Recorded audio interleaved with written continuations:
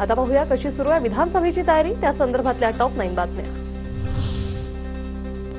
दौंडमधील कार्यकर्त्यांनी शरद पवारांना लिहिलेलं पत्र व्हायरल। निष्ठावंतांना उमेदवारी देण्याचा पत्रात उल्लेख। साहेब, तुम्ही आयाराम गायराम नेत्यांना दारं उघडी ठेवू नका। पत्रातून रमेश थोरातांच्या उमेदवारीला अप्रत्यक्षपणे विरोध।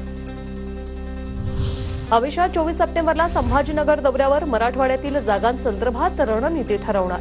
लोकसभेत मराठवाड्यातल्या पराभवानंतर पहिल्यांदाच छत्रपती संभाजीनगरचा दौरा। 24 तारखेला गृहमंत्री अमित शहा नागपुरात येणार। विदर्भातील कोर कमिटी आणि महत्त्वाच्या पदाधिकाऱ्यांसोबत चर्चा करणार। उपमुख्यमंत्री अजित पवार उद्या चिपळूण दौऱ्यावर। आमदार शेखर निकम यांच्या प्रचाराचा नारळ फुटणार। इंदिरा गांधी सांस्कृतिक केंद्र मैदानात सभेचं आयोजन। मवियामध्ये जागावाटप निश्चित होण्यापूर्वीच रामटेक विधानसभा मतदारसंघावर ठाकरे गटाचा दावा। ठाकरे गटाच्या विशाल बरवटे यांचे भावी आमदार म्हणून बॅनर।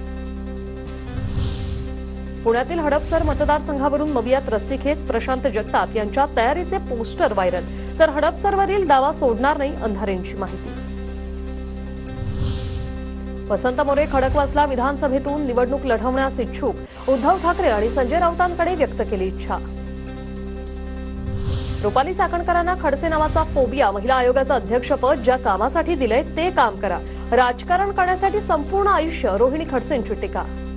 तुम्हाला खडसेंशिवाय दुसरं काही दिसतच नाही। तुम्हाला खडसे नावाचा फोबिया झालेला दिसतोय। ज्या कामासाठी तुम्हाला महिला आयोगाचं अध्यक्षपद दिलंय ना, ते काम करा। रोहिणी खडसेंनी नवऱ्याचं नाव आणि आडनाव लावून फिरावं। रोहिणी खडसेंना कोणी ओळखतंय का हे लक्षात येईल। रुपाली चाकणकरांचा पुन्हा एकदा रोहिणी खडसेंवर निशाणा।